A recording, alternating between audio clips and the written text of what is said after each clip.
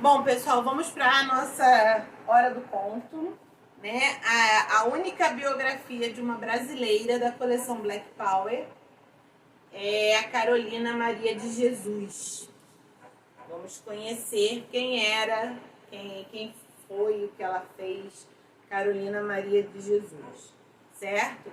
É o último livro da coleção Black Power, mas não quer dizer que somente estas pessoas negras fizeram e fazem a diferença no nosso mundo, né? Muitas outras estão aí lutando e trabalhando e fazendo o melhor de si para que a gente consiga ter um mundo mais igualitário, mais justo, né? Com menos violência e com menos desrespeito, certo? Então vamos lá. Carolina Maria de Jesus. Quem escreve pode passar fome de comida, mas tem o pão da sabedoria e pode gritar com suas palavras. Foi uma frase de Carolina. No comecinho do século passado, no período conhecido como República Velha, o Brasil vivia a chamada política do café com leite. Na época, a política do país era dominada por dois estados. São Paulo, que tinha grandes fazendas produtoras de café, e Minas Gerais, onde se produzia muito leite. Mas isso não quer dizer que São Paulo produzia apenas café e Minas Gerais somente leite. No sudoeste de Minas, pertinho da fronteira com São Paulo, havia fazendas que produziam café, milho, algodão, etc. Nessa região, conhecida como Triângulo Mineiro, existia uma pequena cidade chamada Sacramento, que uma família descendente de escravos escolheu para tentar ganhar a vida. Está escrito assim, mas eu não gosto. Eu gosto de falar que uma família descendente de africanos escravizados escolheu para tentar ganhar a vida. Ninguém é descendente de escravos. Escravos não é uma raça, não é uma etnia, né? Nessa cidadezinha, em 1914, nasceu Carolina Maria de Jesus, negra, trabalhadora do campo, empregada doméstica, catadora de papel, moradora de favela, mãe solitária de 3 filhos e uma das maiores escritoras da literatura brasileira. A família de Carolina era pobre e por isso ela estudou pouco. Sua mãe trabalhava de lavadeira para uma senhora da cidade, que bancou os estudos da menina no colégio Allan Kardec. Ela estudou por apenas 2 anos, mas foi nesse período que aprendeu as paixões da sua vida, ler e escrever. Por ser inteligente e gostar de ler, era motivo de piada entre as outras crianças, embora jamais tenha se separado dos livros, seus companheiros da vida inteira. Quem não tem amigos, mas tem livros, tem uma estrada. Escreveria mais tarde. Seguindo o suor e esforço da família, Carolina viveu a adolescência entre fazendas e cidades da região, trabalhando como lavradora e empregada doméstica. Em 1933, estava de volta à sua cidadezinha natal. Certa tarde, enquanto lia sentada à porta de sua casa, Carolina foi presa. Tinha sido denunciada por ler.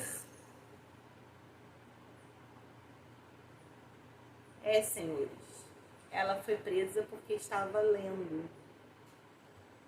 Incrível. Foi acusada de ler para fazer feitiçaria contra os brancos.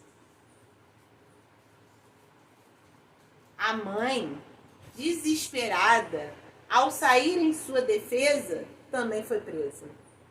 Passaram mais de 5 dias na prisão, quase sem comer, maltratadas e humilhadas. Carolina apanhou dos policiais e a mãe, para proteger a filha, teve um braço quebrado. Carolina desejava partir, procurar seu destino e ser feliz. O seu único feitiço eram as palavras, como ela registraria depois. Todos têm um ideal. O meu é gostar de ler. Depois da morte da mãe, em 1937, Carolina seguiu para a cidade de São Paulo. Chegou com o coração cheio de esperança e com o sonho de mudar de vida. Trabalhou como faxineira, auxiliar de enfermagem, vendedora e até artista de circo. A cidade grande, com suas multidões, ruas sem fim e arranha-céus, significava para Carolina um mar de possibilidades. Nessa época, conseguiu emprego como doméstica na casa do famoso Euríclides de Jesus Zerbini, o primeiro médico brasileiro a realizar um transplante de coração. O doutor disse a Carolina que ela poderia sair para se divertir durante as folgas, mas Carolina só queria uma coisa: aproveitar a imensa biblioteca da casa.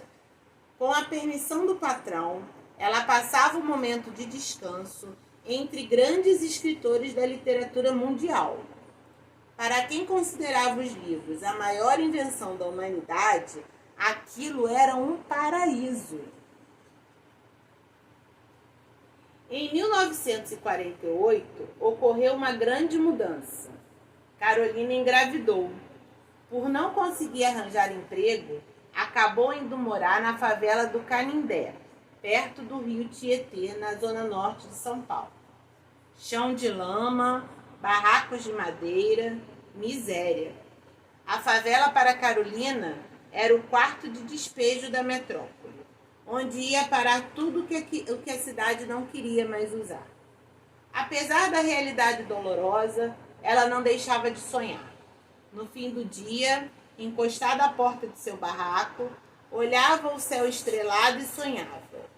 Eu, que sou exótica, gostaria de recortar um pedaço do céu para fazer um vestido. A partir dos anos 1930, a cidade de São Paulo passou a receber um grande número de migrantes de todo o país.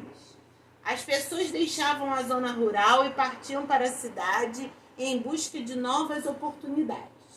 Parte dessa população, desamparada, junto de outros pobres que já viviam na cidade, passou a construir suas moradias em terrenos inabitados, principalmente nas regiões periféricas.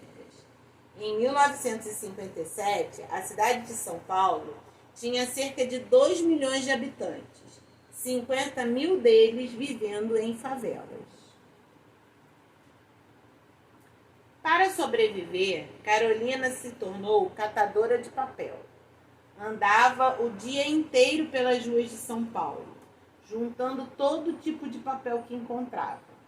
Se encontrasse algo que pudesse ser lido, como pedaços de livros, revistas ou jornais, levava para casa para ler antes de dormir. No fim da jornada, exausta, Carolina trocava os papéis por um pouco de dinheiro e o dinheiro por um pouco de comida. Depois de seu primeiro filho, João José, Carolina deu à luz a José Carlos e Vera Eunice, todos nascidos na favela do Canindé. Os meninos, um pouco mais velhos, ficavam no barraco à espera da mãe, que saía para catar papel, levando a pequenina Vera Eunice no colo. Os sacos de papel Carolina carregava na cabeça. Ela não deixava de se preocupar com os filhos descalços sobre a lama da favela, com certeza famintos, torcendo para que a mãe voltasse mais cedo para casa com um pedaço de pão ou um pouco de arroz. Se tinha almoço, não tinha jantar. Se tinha jantar, não tinha almoço, como revelam as palavras da própria Carolina. Eu sou negra, a fome é amarela e dói muito. Mesmo levando uma vida difícil, existia dentro de Carolina uma voz que queria ser ouvida, que desejava gritar para o mundo: vejam, eu existo, esta sou eu. E Carolina realmente tinha algo a dizer. Em 1955, começou a registrar o dia a dia da favela em papéis que encontrava no lixo. Escrevendo com sinceridade e sem enfeites, criou um jeito próprio de comunicar a sua verdade. Aquele universo de tristeza, desesperança, violência e preconceito ganhava uma nova expressão por meio da sua sensibilidade. Além do diário, Carolina escrevia poemas, contos e romances. Tinha o sonho de ver a sua obra publicada, mas o fundamental é que para ela escrever era uma necessidade, assim como respirar, comer e matar a sede. Certo dia, um jornalista chamado Audálio Dantas foi até o Canindé para escrever uma reportagem sobre a vida na favela. Caminhando por ali, notou uma mulher corajosa enfrentando um grupo de homens. O motivo? Eles faziam bagunça num parquinho para crianças. Se vocês não saírem, eu vou escrever tudo isso no meu livro, ameaçava ela. Curioso, Audálio se aproximou e quis saber de que livro ela estava falando. Então ele foi levado pela mulher até um barraco, onde ela lhe mostrou uma pilha de cadernos. Ao ler umas poucas páginas, Audálio ficou de queixo caído. Havia vida, força e beleza naqueles escritos.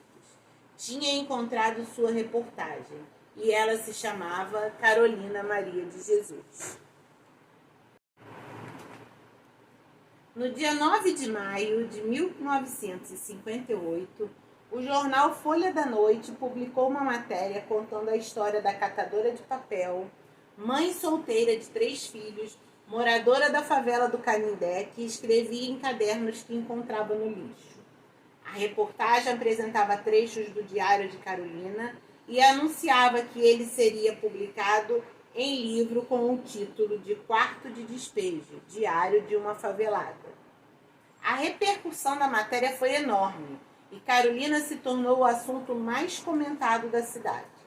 Ela estava realizando um sonho antigo, ver seus escritos publicados, a sua voz alcançando os 4 cantos do mundo. A festa de lançamento de Quarto de Despejo foi um sucesso. As pessoas faziam fila para conseguir um autógrafo da autora. Em 5 dias foram vendidos 10.000 exemplares. Saíam novas reportagens sobre Carolina nos jornais, nas rádios, na televisão. Ela se transformou na celebridade do momento. Tirou fotos com autoridades e foi elogiada por grandes nomes da literatura brasileira, como Jorge Amado e Manuel Bandeira. Carolina, ao conhecer Clarice Lispector, virou-se para a filha e disse: "Veja, filha, aqui está uma escritora de verdade." E Clarice retrucou: "Escritora de verdade é você, Carolina, que escreve a realidade como ninguém." Quarto de Despejo se tornou um fenômeno. Foi publicado em 46 países. A arte de Carolina conquistava o mundo. Os convites vindos de fora não paravam de chegar. No Uruguai, ela desfilou em carro aberto ao lado do presidente. Com o sucesso, Carolina deixou a favela do Canindé e se mudou para o bairro de Santana. Mas nem tudo eram flores. Os moradores do bairro não gostavam da presença dela e das filas de pessoas pobres que procuravam sua ajuda. Carolina gostava de ajudar os necessitados e, além disso, não conseguia se adaptar ao ambiente de luxo e riqueza que passou a frequentar.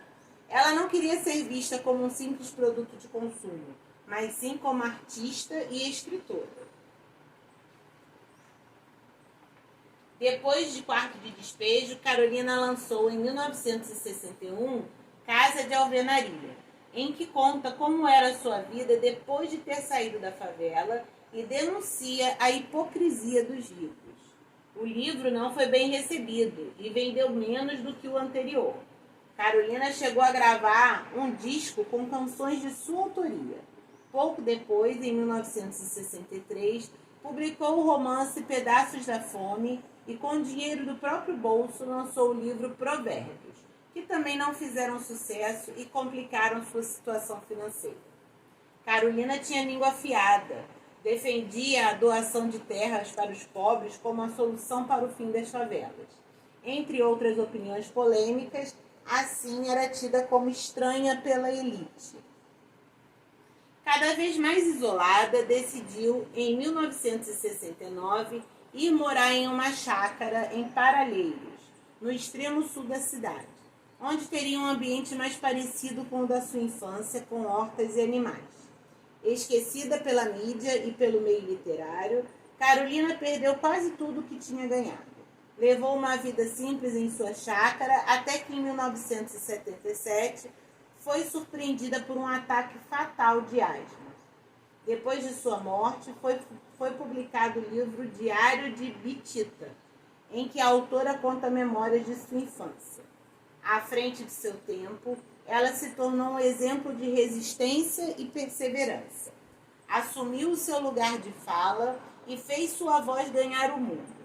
Carolina virou tema de filmes, peças de teatro, músicas e livros e se transformou em referência para as novas gerações. Mesmo diante de dificuldades, sempre confiou no poder dos livros e da literatura e nunca deixou de acreditar que sua arte um dia se tornaria imortal. Essa é uma brasileira que sabia ler e escrever, e isso foi o suficiente para ela estudar sozinha e crescer e publicar livros e levar a sua voz para o mundo.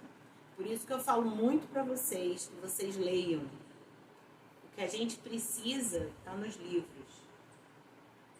Quem lê bastante conhece o mundo, consegue se comunicar, consegue crescer. Tá aí a Carolina, né? Que cresceu, que viu com os próprios olhos como o mundo de quem tem dinheiro é hipócrita e não aceitou viver lá, né? E foi rejeitada por essas pessoas que, enquanto ela era uma pobre falando de pobreza, aceitava ela. Quando ela era uma nova rica falando dos erros da riqueza, eles discriminaram ela. Carolina, brasileira, negra, nos representa. Certo? Um beijo para vocês.